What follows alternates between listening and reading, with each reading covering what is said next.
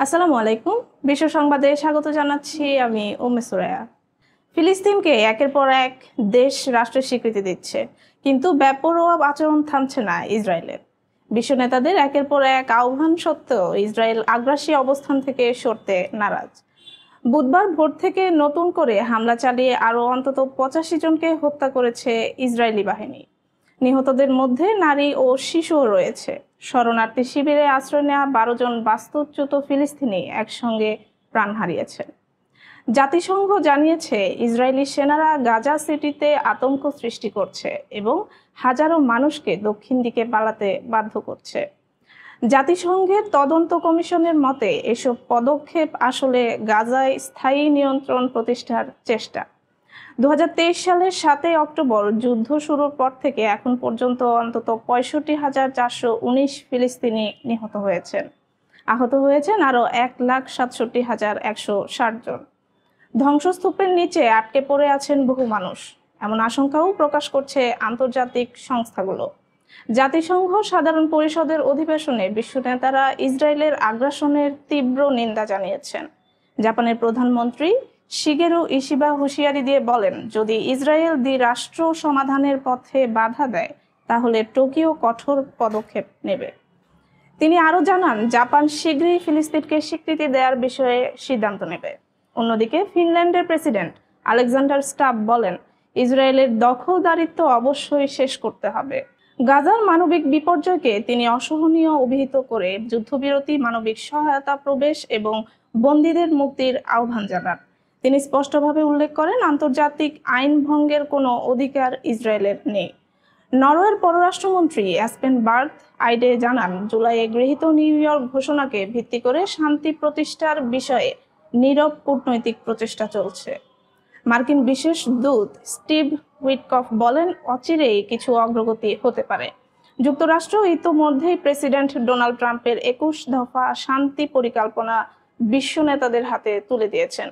বর্তমানে জাতিসংঘের সদস্য রাষ্ট্রগুলোর প্রায় 80%ই ফিলিস্তিনকে স্বাধীন ও সার্বভৌম রাষ্ট্র হিসেবে স্বীকৃতি দিয়েছে। সাম্প্রতিক সময়ে ফ্রান্স, যুক্তরাজ্য, কানাডা, অস্ট্রেলিয়া, পর্তুগাল, লুক্সেমবার্গ ও বেলজিয়াম সহ 1 ডজন পশ্চিমা দেশ এই তালিকায় যুক্ত হয়েছে। ফলে আন্তর্জাতিক অঙ্গনে ফিলিস্তিনের রাষ্ট্রীয় স্বীকৃতি এখন আরও শক্তিশালী। তবে ইসরায়েলের প্রধানমন্ত্রী বেনিয়ামিন নেতানিয়াহু আগের মতোই কঠোর অবস্থান ধরে রেখেছেন। তিনি ট্রাম্পের মধ্যস্থতায় প্রস্তাবিত শান্তি আলোচনায় রাজি নন। এই মাসের শুরুতে দোহায় বৈঠকে বসা হামাস নেতাদের হত্যার নির্দেশ দেন তিনি। মার্চ মাসে যুদ্ধবিরতি ভেঙে পূর্ণমাত্রার বিমান হামলা ও সাহায্য অবরোধ আরোপ করেন, যাতে দুর্ভিক্ষ ও অনাহারে বহু মানুষ মারা যায়। এই কারণে আন্তর্জাতিক অপরাধ আদালত তার বিরুদ্ধে যুদ্ধাপরাধের গ্রেফতারি পরোয়ানা জারি করেছে। এদিকে ইসরায়েলের ভেতরেও নেতানিয়াহুর বিরুদ্ধে তীব্র বিক্ষোভ চলছে। জাতিসংঘ অধিবেশনে যোগ দিতে দেশ ছাড়ার আগে তেল আবিবের শত শত মানুষ বেন গুরিয়ন বিমানবন্দরে তার পদত্যাগের দাবিতে জড়ো হন। এর মধ্যেই নেতানিয়াহুর দপ্তর থেকে জানানো হয়েছে, তিনি আবারও আন্তর্জাতিকভাবে প্রস্তাবিত ফিলিস্তিন রাষ্ট্র প্রতিষ্ঠার দাবি সরাসরি প্রত্যাখ্যান করেছেন। বিশ্বের একের পর এক রাষ্ট্র যখন যুদ্ধবিরতি ও শান্তির ডাক দিচ্ছে, তখন ইসরায়েলের বেপরোয়া হামলা আন্তর্জাতিক রাজনীতিতে নতুন করে ক্ষোভ ও অস্থিরতা তৈরি করছে। হোয়াইট হাউসে বৈঠকে বসতে যাচ্ছেন মার্কিন প্রেসিডেন্ট ডোনাল্ড ট্রাম্প এবং পাকিস্তানের প্রধানমন্ত্রী শেহবাজ শরীফ। প্রশ্ন উঠেছে, কি চাইছেন ট্রাম্প? বৈঠকে আঞ্চলিক ও বৈশ্বিক নানা ইস্যুতে বিস্তারিত আলোচনা হবে বলে জানিয়েছে সংশ্লিষ্ট সূত্র। রয়টার্স ও পাকিস্তানি সংবাদ মাধ্যমগুলোর প্রতিবেদনে বলা হয়েছে, বৈঠকে পাকিস্তানের সেনাপ্রধান ফিল্ড মার্শাল আসিম মুনিরও যোগ দিতে পারেন। এ নিয়ে ওয়াশিংটনে কূটনৈতিক মহলে বাড়তি গুরুত্ব দেখা যাচ্ছে।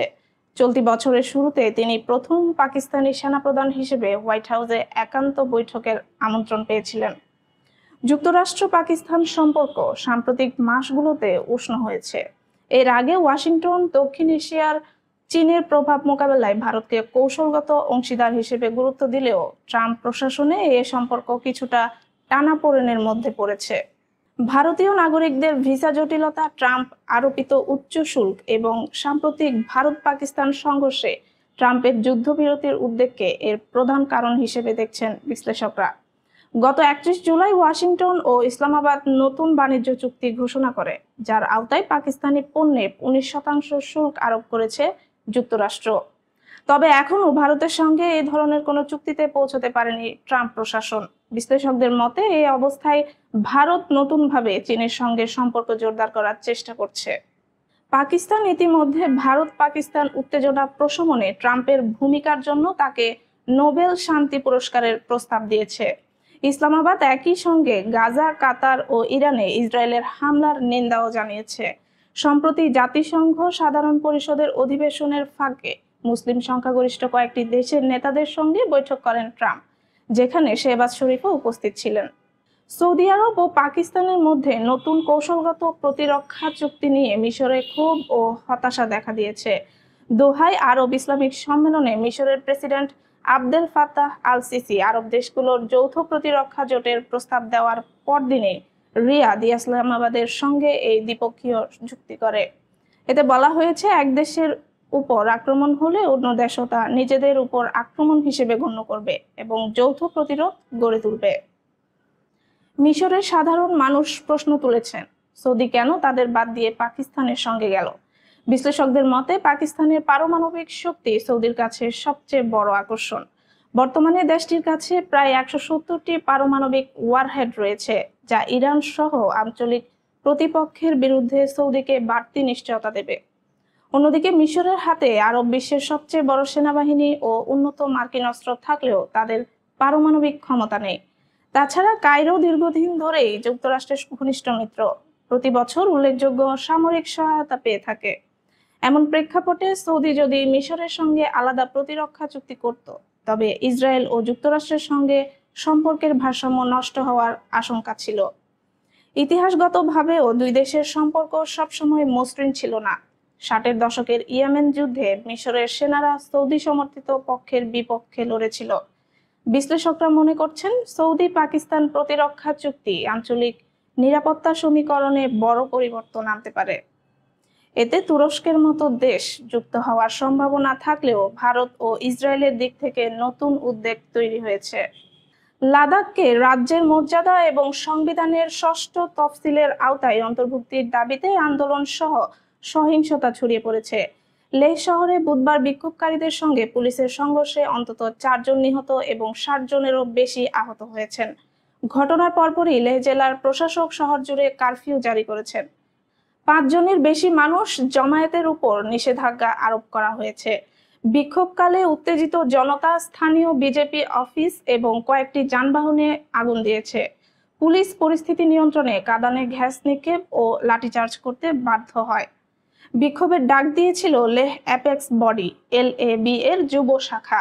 LAB এর সভাপতি থুপস্তান সোয়াং জানান, আমরা লাদাখের 4টি মূল বিষয়ে দীর্ঘদিন ধরে আন্দোলন করছি। আজকের সহিংসতায় আমাদের কয়েকজন যুবক শহীদ হয়েছেন, তাদের ত্যাগ বৃথা যাবে না। 2019 সালের 5 আগস্ট সংবিধানের 370 ধারা বাতিলের পর লাদাখ জম্মু কাশ্মীর থেকে আলাদা হয়ে কেন্দ্রশাসিত অঞ্চল হয়। তখন অনেকেই এই পদক্ষেপকে স্বাগত জানিয়েছিলেন। তবে বর্তমানে রাজ্যের মর্যাদা ফেরানোর দাবিতে আন্দোলন তীব্র হয়েছে। জলবায়ু কর্মী সোনম ওয়াংচুকের নেতৃত্বে গত 10 সেপ্টেম্বর থেকে 35 জন মানুষ অনশন শুরু করেন। 2 জন অসুস্থ হয়ে হাসপাতালে ভর্তি হন।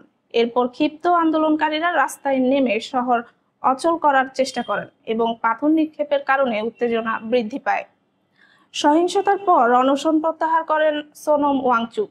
তিনি সামাজিক মাধ্যমে লেখেন, আমি শান্তির বার্তা দিলেও তা ব্যর্থ হয়েছে। যুব সমাজকে আহ্বান জানাচ্ছি সহিংসতার পথ ত্যাগ করতে। এতে আমাদের প্রকৃত উদ্দেশ্য বিঘ্নিত হবে। কেন্দ্রীয় সরকার সহিংসতার জন্য সোনম ওয়াংচুককে দায়ী করেছে।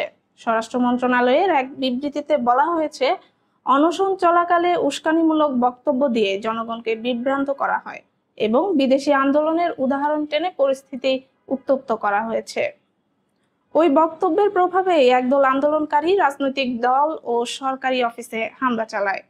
জাতিসংঘের সাধারণ অধিবেশনে ভাষণ দেওয়ার সময় ইরানের প্রেসিডেন্ট মাসুদ পেজেশকিয়ান স্পষ্টভাবে ঘোষণা করেছেন, তেহরান কখনোই পারমাণবিক বোমা তৈরি করবে না। এই ঘোষণা এমন সময় এসেছে যখন যুক্তরাজ্য, ফ্রান্স ও জার্মানি জাতিসংঘের নিষেধাজ্ঞা পুনরায় কার্যকর করার 30 দিনের প্রক্রিয়ার শেষের দিকে রয়েছে। এই দেশগুলো অভিযোগ করেছে ইরান 2015 সালের পারমাণবিক চুক্তির শর্তাবলী যথাযথভাবে পালন করেনি। তবে তারা ইঙ্গিত দিয়েছে যদি ইরান জাতিসংঘ পরিদর্শকদের প্রবেশাধিকার পুনঃস্থাপন করে এবং ইউরেনিয়ামের মজুত সংক্রান্ত উদ্বেগ দূর করে, তাহলে নিষেধাজ্ঞা কার্যকর করার সিদ্ধান্ত 6 মাসের জন্য স্থগিত রাখা হতে পারে। পেজেশকিয়ান তার ভাষণে ইউরোপীয় দেশগুলোর সমালোচনা করে বলেন, তারা নিজেদের সৎ পক্ষ দেখালেও আসলে যুক্তরাষ্ট্রের ইশারায় কাজ করছে। আমাদের আন্তরিক প্রচেষ্টা ছোট করা হয়েছে।